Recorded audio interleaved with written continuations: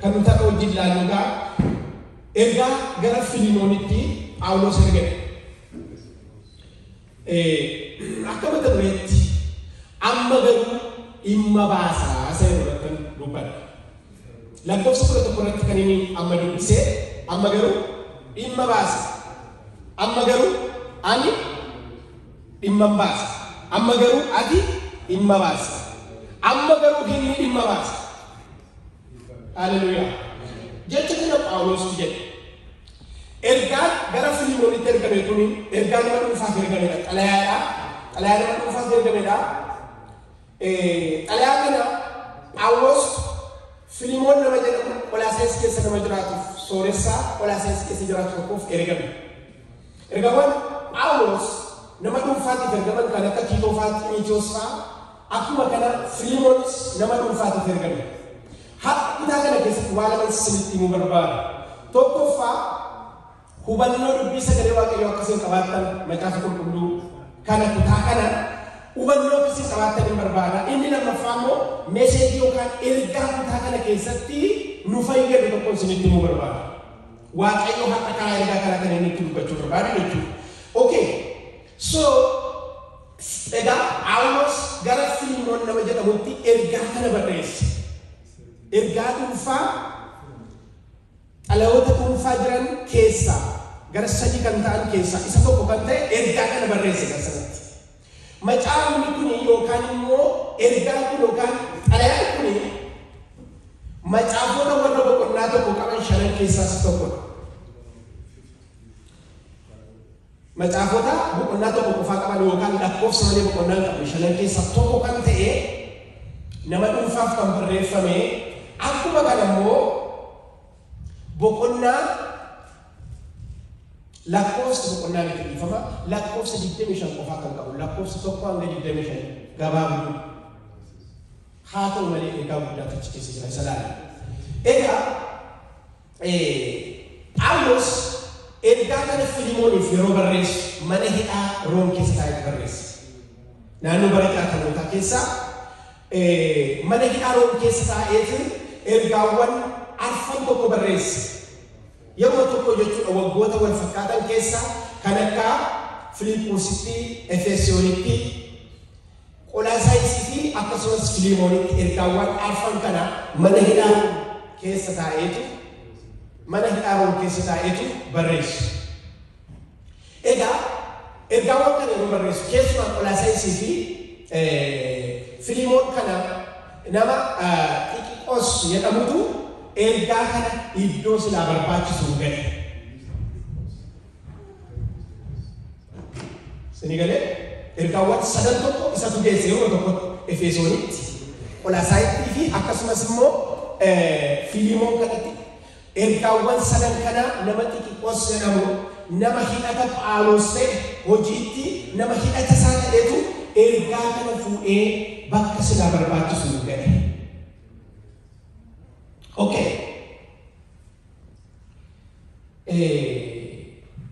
Egaa ergaan Filiimoon kun akkuma ergaawwan warra amma sinitti mee kanneen akka Efesoon, Qolaasaayisii fi akkasumas Filiimoon kun jechuudha walitti Xiqiqoos akkasumas immoo Oneesimoos nama jedhamu nama waa'ee isaa barreeffame xalayaa kana keessatti yookaan Filiimoon keessatti Oneesimoos nama jedhamu barreeffame wajjiniin ergaa kana fudhanii deeman. Keessumaa waldoota lamaan kana waldaa tokko Qolaasaayisii fi Filiimoon mataa isaatiif ergaa kana namoota kana lamaatti fuudhee deeme. Garuu Oneesimoos wajjin jira malee kan ergichi bakka hin ga'uudhaaf ergamee Xiqiqoosidha jechuudha. So kana immoo Qolaasaayis boqonnaa 4 irratti argachuu dandeessu. Boqonnaa 4 lakkoofsa 1 hanga 9tti argachuu dandeessu ergaa kana akka isaan fudhanii achi ga'an. Egaa Filiimoon eenyudha jettan akkuma dursinitti hime Qolaasaayis keessa nama jiraatu jireenya mataa isaa nama jiraatu akkuma kana qabeenya kan qabuu fi waldaan Qolaasaayis mana isaatti kan walitti qabamanidha. Namni kun nama jaallatamaadha. Phaawulos akka inni barreesse maal jedhaan nama jaallatamaa nama qulqullootaaf yookaan immoo ijoollee Waaqayyootiif waan gaarii godhu nama kabajamaa nama jaalatamaa nama Phaawulos obboleessa koo jedhu nama Phaawulos wajjin hidhata isaa ta'e baay'ee kan suphinu immoo Phaawulos irraa yeroo Phaawulos Efesoon waggaa 3 ture achitti isa jala taa'ee nama barate Filimoon Ephafraa nama jedhaman wajjin kan isaan wangeela baratan Phaawulos irraa Efesoon keessatti ture.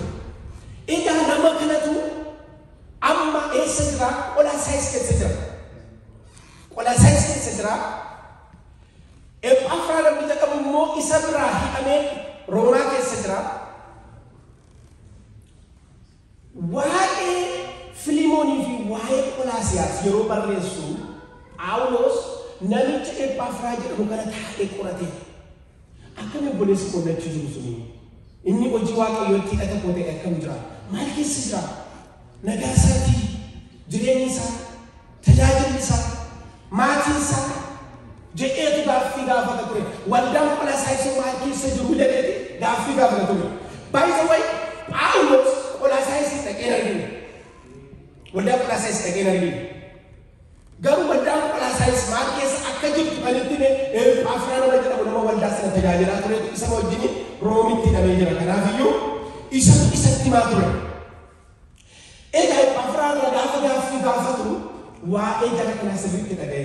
Otoo kanaan jiranii hojjetaa Oneesimoos hojjetaan Filimoon Oneesimoos namni jedhamu hojjechiisaa isaa jalaa badee ilaa akkasiin baay'ee rakkatanii dhufannaa kanaa jira. Meeseejiin isa eessa jira ergaan isaa maal akkasiin jedha walitti kan qaba booda. Amma hubannaa macaafa qulqulluu akkasiin qabaatanii barbaadu. Hojjechiisaa isaa jalaa badeetu Qolaasiyas eessa deemee Room keessa deemee achitti qabamee hidhame. Garbi Filimoon jechuudha. Oneesimoos hojjechiisaa isaa jalaa badeet otoo deemuu hidhameet otoo deemuu Phaawulositti bahe.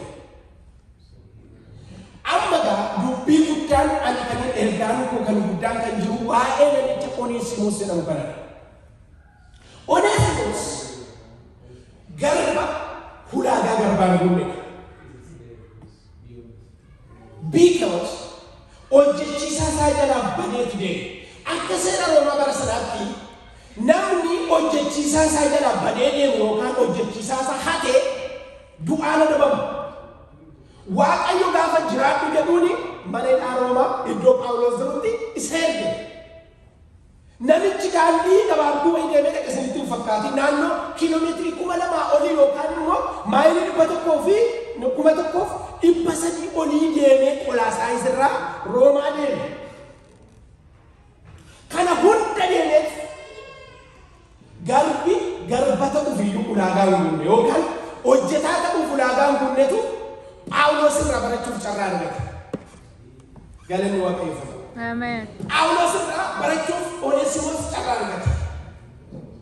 So walumaa galatti isatti dhufee hin dubbadha booda.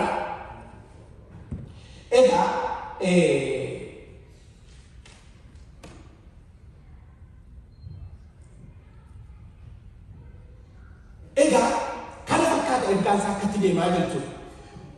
Yeroo kutaa kana gargar qoqqoonnu Filimoon ergaa gara Filimoonitti ergame kana yeroo gargar qoqqoonnu naannoo gara afuritti kutaa afur of keessaa qaba.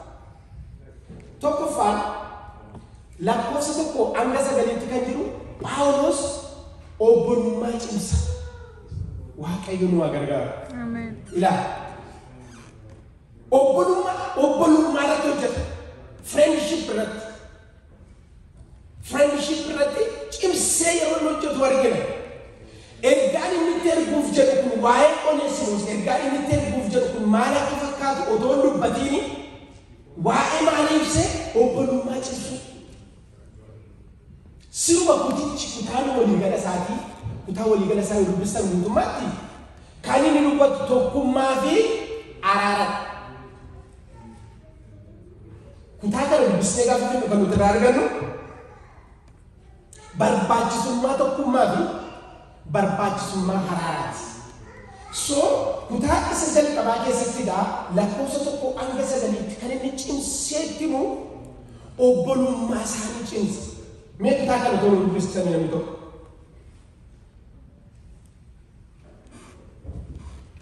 Lakkoofsa tokko hanga sagaliitti.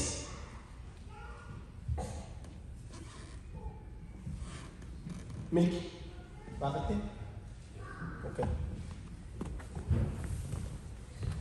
Ani Phaawulos Kiristoos Yesuus jedhee dhameetu jiru.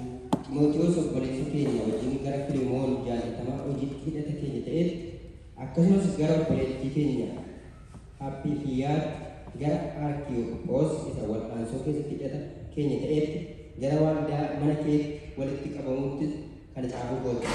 Waaqayyo abbaan keenya gooftaan keenya Yesuus Kiristoos ayyaana nagaa isiniif haa kennu. Yeroo kadhata koo keessatti maqaa kee dha'u hundumaatti Waaqayyo kun galateeffadha. Jaalala amantii ati gooftaa Yesuusiif warra Waaqayyo qulqullaa hundumaaf qabdu dhaga'eera. Wanta gaarii ta'e nu keessatti Kiristoosiif hojjettu hundumaa hubattee hojii amantii keessa hirmaachuu kee caalaa akka ati mul'iftu nan kadhadha. Yaa obboleessa koo ati warra Waaqayyo qulqullaan garaa ciifteetta. Kanaaf ani jaalala kee keessa gammachuudhaaf jajjabina baay'ee argadheera. Ani waan gochuun siif ta'u sin abboomuudhaaf karaa Kiristoos ija jabina illee qaba. Garuu ani Phaawulos jaartichi ammas Kiristoos Yesuus jedhee kana hidhame jaalalaaf jedhee si gorsuu nan fudhadha. Ameen. Waaqayyo si eebbisu. Eebbifame. So kutaa kana keessatti amannaa dubbifamu akkasiin dhageessan gaa maqaa namaa argatu. Timootiyoos isa wajjin hin jiru. Keessuma keessa Phaawulos kan inni isinitti tolu warra isa wajjin hin jiran hin dagatu. Hojiitti kan hidhate isaan ta'an tajaajiltoota isa bukkee jiran akkasuma maqaa isaanii hin dagatu. Timootiyoos isa bukkee jiran isa bira jira. Kanaaf waa'ee Timootiyoos isin dubbata. Timootiyoos kan na bira jiru jedheetti dubbata. Akkuma kana immoo ergaa kana kan barreessu Filimoonitti yoo ta'e iyyuu ati manaa isaa jirti mucaan isaa jira. Akkuma kana waldaan kiristaanaa jirti waan ta'eef isaan kanas hin dagatu. Keessumaa immoo gara gaditti naannoo saddeet irratti olaantan ani waan gochuun siif ta'u si abboomuudhaaf karaa Kiristoos ija jabina illee qaba. Garuu ani Phaawulos jaarsichi amma Kiristoos Yesuusiif jedhee kanan hidhame jaalalaaf jedhee si gorsuu nan fudhadhee jedheeti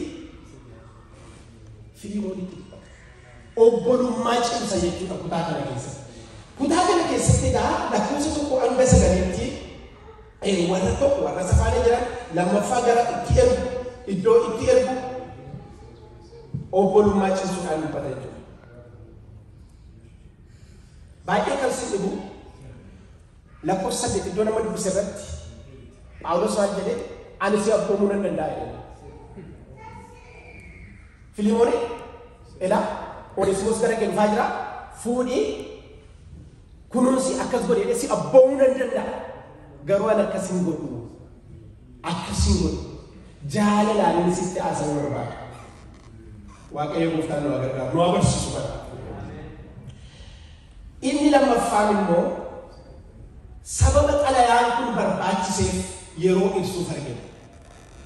Ergaan kun maaliif ergame? Ergaan Filimoon kun maaliif barreeffame? Isa jedhu yeroo inni ibsu argina.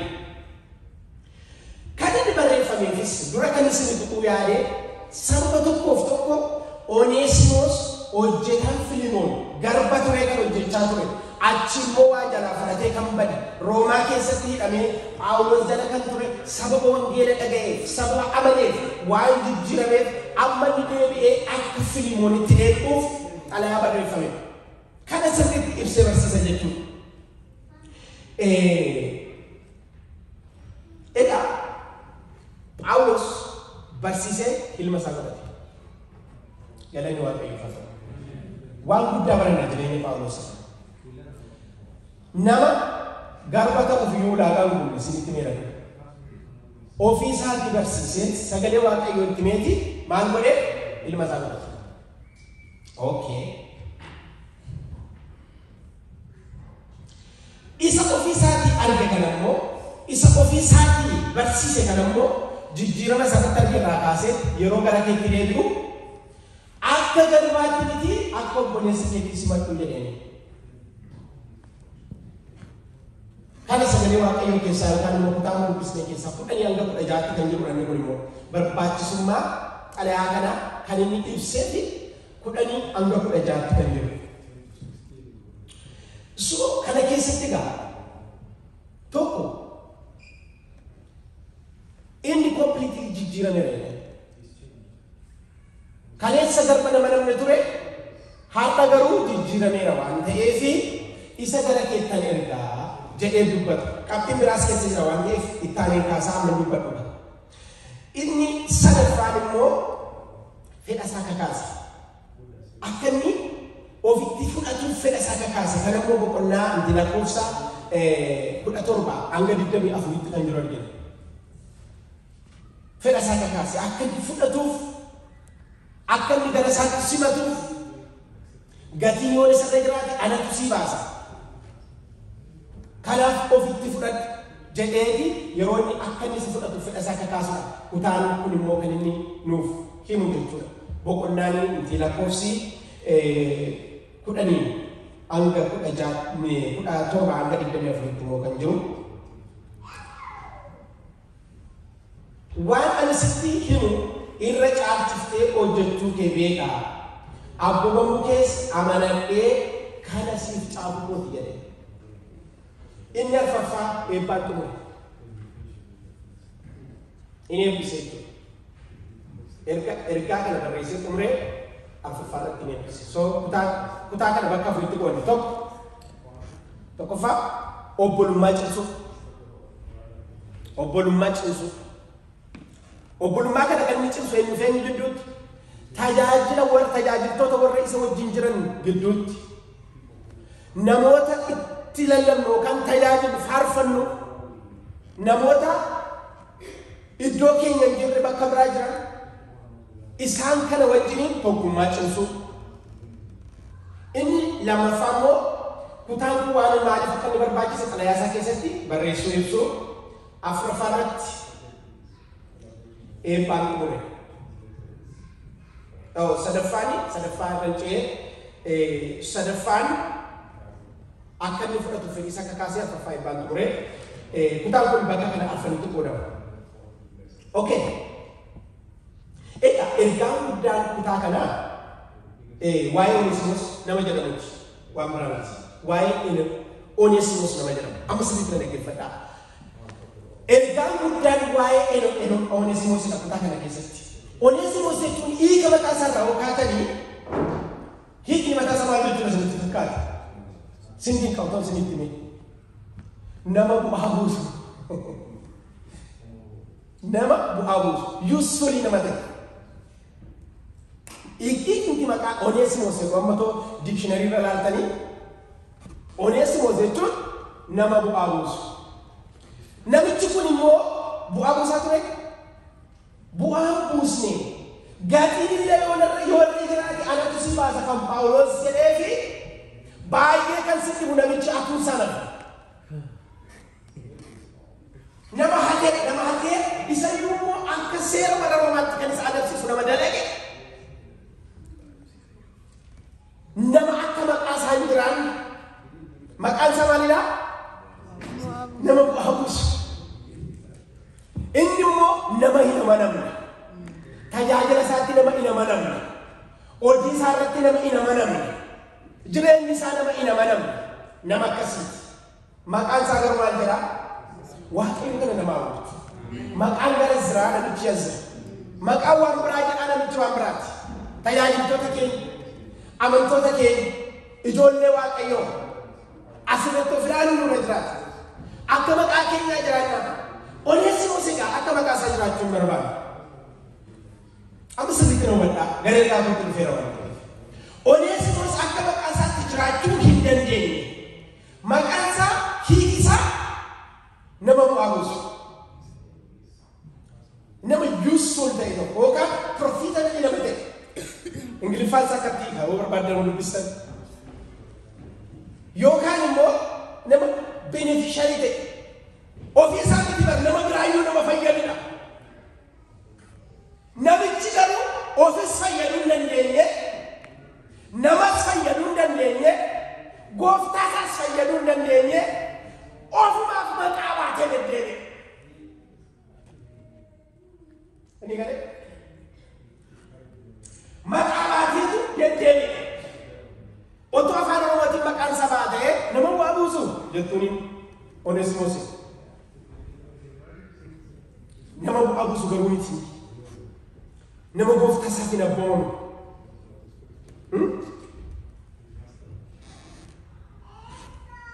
Nama ofiisaatti fuula abboomamne. Okay. Faallaa maqaa isaa jiraata jechuudha. Oneesimoos kun nama hojii isarraa eegamu dhiisee fageenya dheeraa akka nama samitti menene. Jalaan baa jedhee ta'een beeku baay'ee kan sinni guddoomee kana dhaqee barbaadee nama dhabe sagalee waaqayyoo keessatti sin argattan. Maaliif amma kana dheeraa akka deemu beektan? Maaliif qolaasaa isirraa ba'ee roomaa akka deemu? Kiiloomeetirii 2,200 ol. Yookaan maayilii 1,300 ol maaliif akka deemu namaaf hin galu? Fagaatee deemee.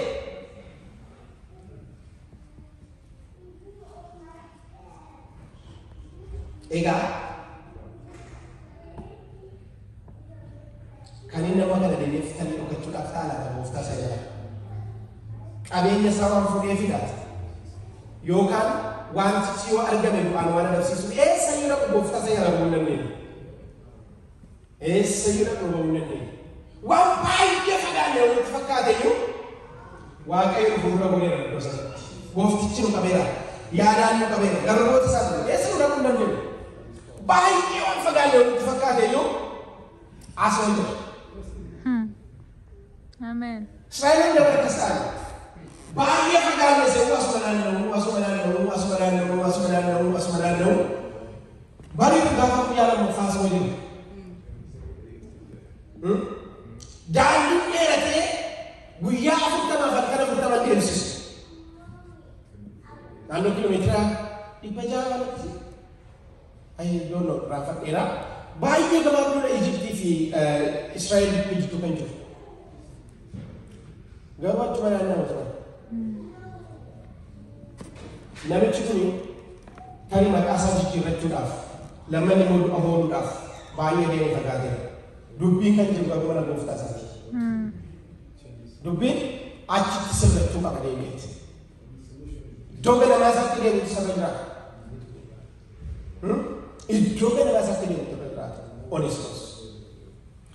Joga nama sakit dia, makaga nama sakit dia, ojiga nama sakit dia.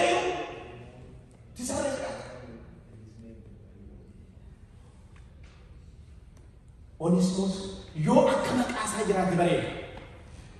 Nan amana ergaan kun kallattiidhaan namni si ilaallatu jirti. Oneesimoos akka maqaa isaa jiraate bareeda.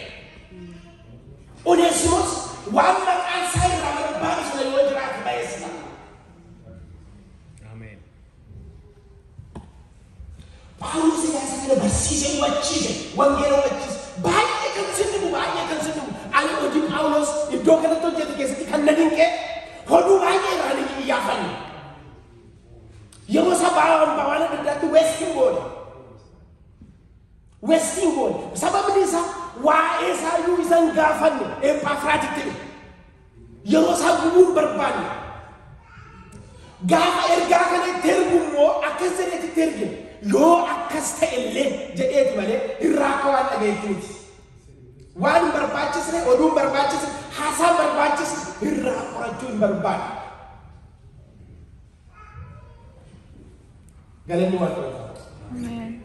Oduun barbaachisne qorachuun barbaada.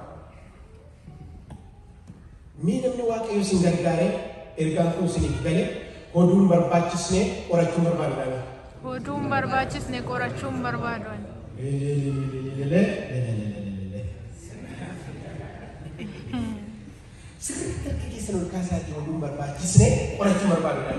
Oduun barbaachisne qorachuun barbaada. Jedha Paawulos. Oduun barbaachisne tokkollee otoo qoratin to the point. Kanatu si barbaachisa jedhee waan barbaachisu wangeela kenneef. Dhugaa wangeelaa kana itti ibse, dhugaa wangeelaa kana itti hime.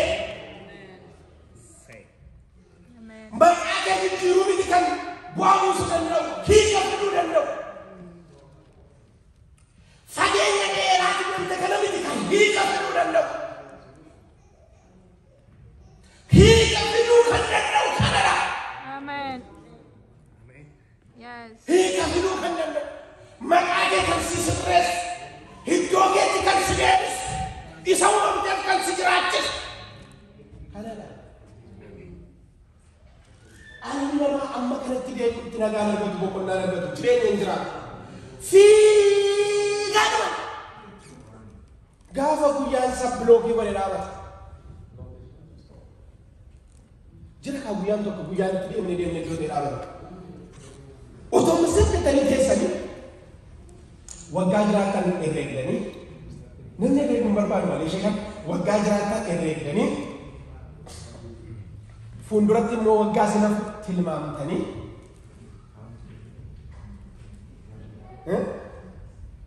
erga kana gootanii booddee immoo waggaa tilmaamattan sana gara guyyaatti deebisanii sa'aatiitti deebisanii laaltanii kana dura sinitti meera mucaa tokkotu mucaa yuutuubii hojjetu tokkotu warra nageenyeeti malee warra qaamni keessanii sanduuqa reeffaa bareeda isaa bitadee mana keessa kaawwata. Sanduuqa reeffaa mana keessa kaawwateeti gaafa boqochi ilaalan nan dura waan ta'eef guyyaa irraa kana waan gaarii gochuu qaba. Yeroo hundumaa achitti ilaala. Kanaaf guyyaan nuti dhaabannu tokko waan jiruuf maqaa keenya iddootti kan nu deebisu maqaa sabati. Seenaa keenya sabati iddootti kan nu deebisu. Isa siraa uumamneef akka nuti hin jiraanne isa nu godhu kan ittiin iddootti deeffannu wangeela. Ameen. Wangeela isa seenaa keenya jijjiira. Wangeela isa nama nu godha. Wangeela isa sunuu fide. Wangeela isa nama guddaa nu godha.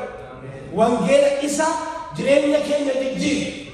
Wangeela namni gaafa wangeelatti deebi'e maqaa isaa sirriitti deebi'e.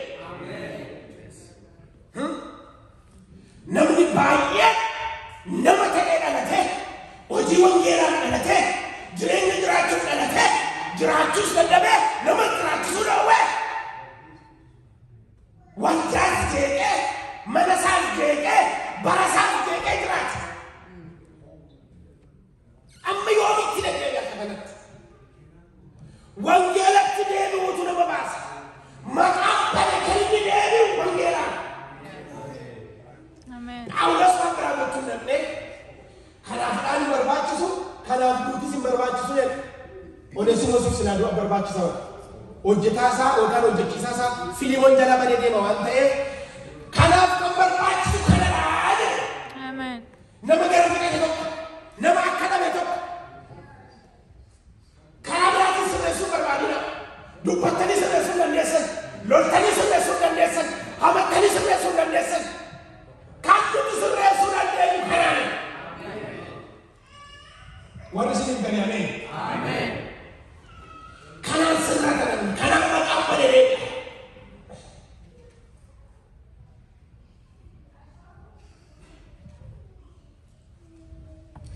Egaa Oneesimoos sagalee waaqayyoo kana erga dhaga'ee booddee koompileetii jijjiirama. Tokkichuma jijjiirama. Kan inni jijjiirame akkamitti isinitti fakkaata? Tokkoffaa dhimma kan baasu ta'e isa yoo apostoliitu kana jedhe. Hallelujah. Apostle. Apostle Phaawulos kana jedhe. Maal jedhe? Amma dhimma kan baasu ta'e. Amen. Namni ofumaa kan argatama. Namni dhimma baasuu kan danda'u bu'aa buusuu kan danda'u erga wangeela dhaga'ee booddee. Lakkoofsa tokko dubbisaanii lakkoofsa tokko daddafa maali? Fixeera almost. Ergaa koo argachaa jirtu namoonni muraasni waan ta'eef gara fiduttan deemaa jira. Lakkoofsa tokko. Innis dur siif dhimma kan hin baafne ture amma garuu siif anaafis dhimma dhuguma dhimma kan baasuudhaaf. Kudha lama. Innis dur siif dhimma kan hin baafne ture amma garuu siif anaafis dhuguma dhimma kan baasuudhaaf. Isa deebisee gara keetti ergeera garaan koos isa duukaa dhufeera. Galanni waaqayyoo. Dura kan dhimma hin baasne ture garba dhimma hin baasne hojjetaa dhimma hin baasne ture. Amma garuu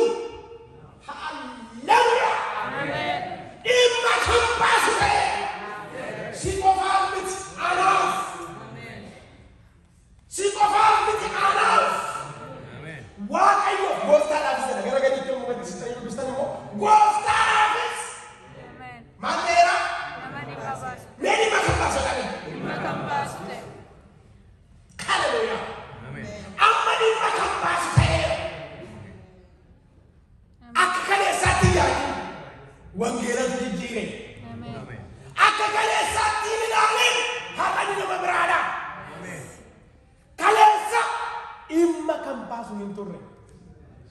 Har'a garuu kalees dhimma kan baastu hin turre.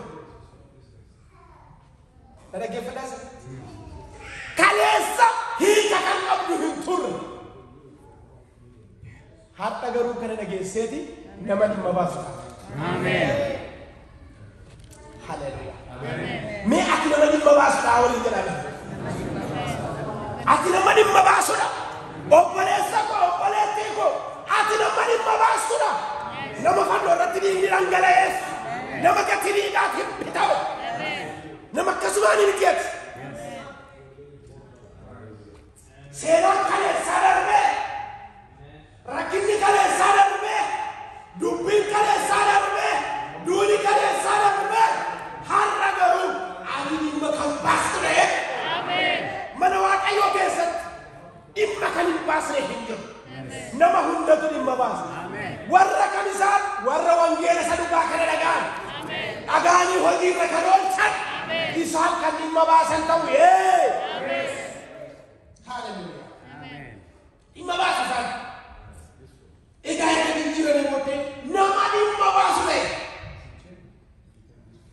Inni kan biraa baay'ee keessatti obboleessa amanamaa jedhama. Phaawulos ni jedhama. Qolaasaayis boqonnaa afur lakkoofsa torbaan sagalitti gaafa dubbistanii gaafa ergaanitti argamu waan jedhe obboleessa amanamaa. Amen. Hattuu ture bara. Har'a wangeela dhaga'e amanamaa. Obboleessa kan biraa obboleessa jaalatamaa. Amen. Dibbee baqatee dhufe bara. Filimoon mana Filimoon baqatee dibbee baqatee dhufe bara. Har'a garuu obboleessa jaalatamaa. Amen. Haleluya. Amen. Hayya wangeela. Amen. Hayya wangeela. Har'a garuu obboleessa jaalatamaa.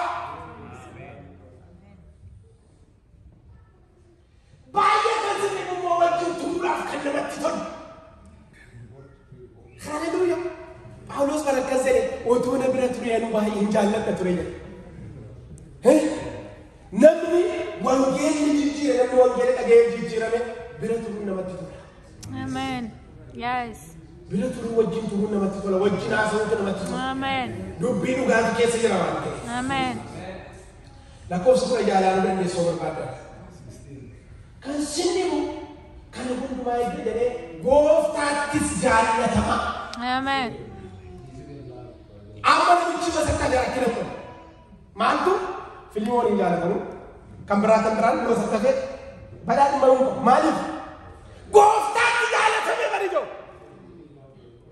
Wangeela dhaga'ee gooftaatti jaallatame. Haleluya. Amen. Gooftaatti jaallatame akkamittiin wangeela dhaga'eetti.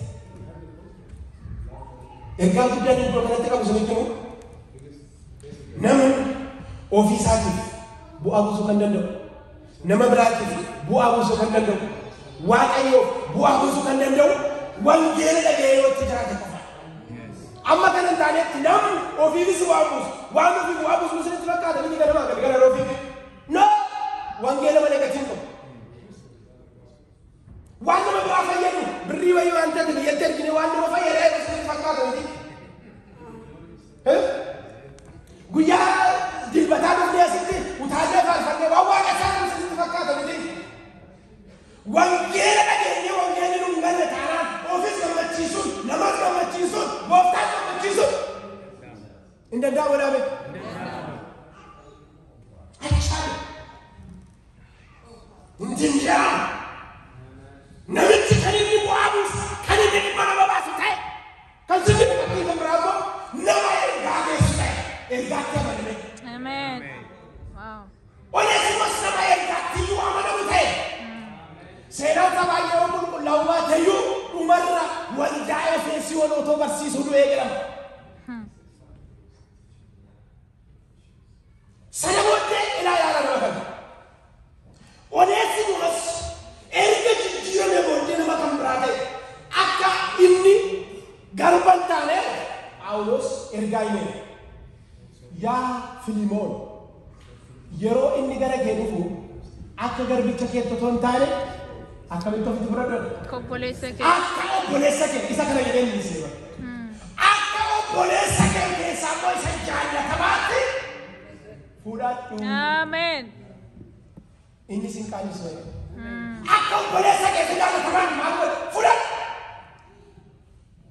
Haleluuyaa. Ameen. Inni jijjiirameera wajjin. Maali yaad Onisimoos garba yeroo turetti garbi qoodamu. Haadha garuu maatii Fiilimoon keessaa nama tokko hin qooddata. Hirmaannaa qaba. Dhaaltuudha. Inni galee dhaaltuu ta'uu danda'a.